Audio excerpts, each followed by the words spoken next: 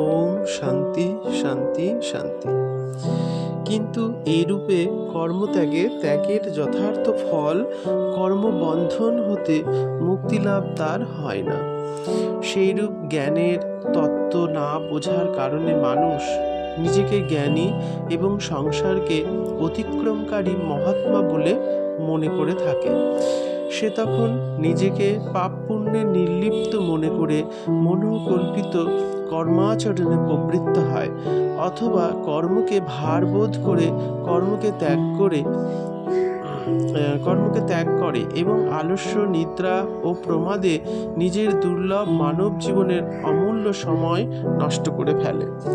এই উভয় প্রকার অনর্থ হতে নিজেকে রক্ষা করার একমাত্র উপায় কর্ম ও জ্ঞানের রহস্যকে একসঙ্গে বুঝে উভয়ের যথাযথভাবে অনুষ্ঠান করা। এজন্য বলা হয়েছে যে মানুষ এই কর্ম ও জ্ঞানের তত্ত্বকে একসঙ্গে ভালোভাবে বুঝে নিতে পারে, সেই মানুষ নিজের বর্ণাশ্রম ও পরিস্থিতির অনুরূপ শাস্ত্রবিহিত কর্মসমূহকে বাধ্যত ত্যাগ করে না, কিন্তু সেসবে কর্তৃত্বাভিমান ও রাগ, দেশ এবং ফল কামনা রহিত হয়ে সেগুলির যথাযোগ্য আচরণ করে থাকে। এর দ্বারা তার জীবনযাত্রাও পরম সুখে চলতে থাকে।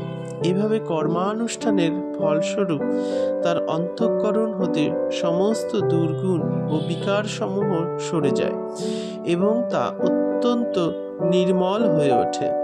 এর ফলে ভগবৎ কৃপায় সেই মানুষ মৃত্যুময় সংসার হতে অতি সহজেই অতিক্রান্ত হয়ে যায়।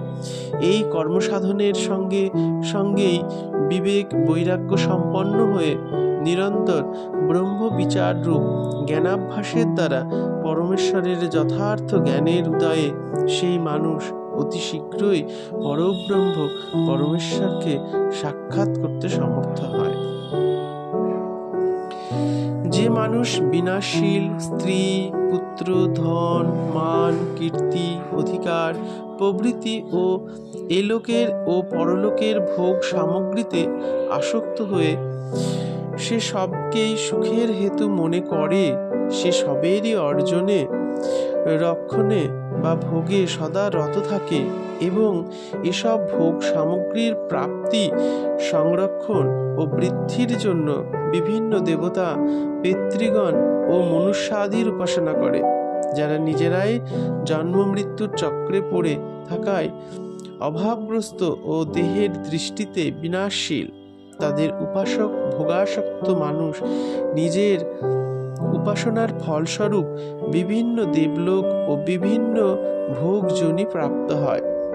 এই হলো তার অজ্ঞান রূপ ঘোর অন্ধকারে প্রবেশ করা।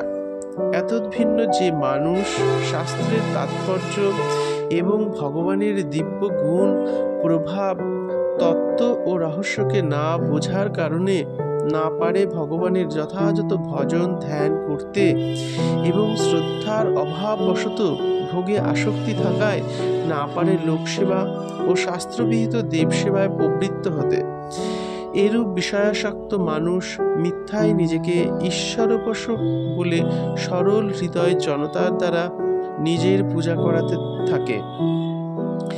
এই মানুষ মিথ্যাভিমান বশত দেবতাগণকে তুচ্ছ তাচ্ছিল্য করতে থাকে এবং শাস্ত্রানুসারে অবশ্য কর্তব্য দেব পূজা ও গুরুজনগণকে সম্মান সমাদর করাও ত্যাগ করে।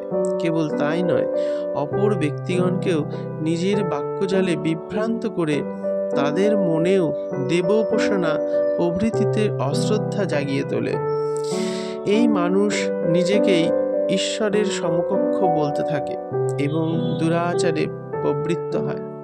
এরূপ দাম্ভিক মানুষ নিজের দুষ্কর্মসমূহের কুফল ভোগ করতে বাধ্য হয়ে কুকুর, শূকর প্রভৃতি যোনিসমূহে এবং রৌরব, কুম্ভীপাকাদি নরকসমূহে গমন করে ভীষণ যন্ত্রণা ভোগ করতে থাকে।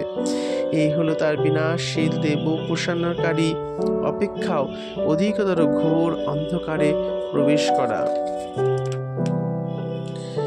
অবিনাশী ব্রহ্মের উপাসনার যথার্থ স্বরূপ পরব্রহ্ম পুরুষোত্তম ভগবানকে সর্বশক্তিমান, সর্বজ্ঞ, সর্বাধার, সর্বময়, সম্পূর্ণ সংসারের কর্তা, ধর্তা, হর্তা, নিত্য অবিনাশী বুঝতে হবে এবং ভক্তি, শ্রদ্ধা ও প্রেম পূরিত হৃদয়ে নিত্য নিরন্তর তার দিব্য পরম মধুর নাম, রূপ, লীলা, ধাম এবং দিব্য গুণময় সচ্চিদানন্দ ঘন স্বরূপের শ্রবণ, কীর্তন, স্মরণাদি করে যেতে হবে। এরূপ যথার্থ উপাসনায় উপাসক শীঘ্রই অবিনাশী পরব্রহ্ম পুরুষোত্তমকে প্রাপ্ত হন। ঈশ্বর উপাসনার মিথ্যা ভানকারী দাম্ভিক ব্যক্তিগণের যে ফল লাভ হয় তা হতে এই যথার্থ উপাসকগণের লভ্য ফল সর্বদা ভিন্ন এবং বিলক্ষণ।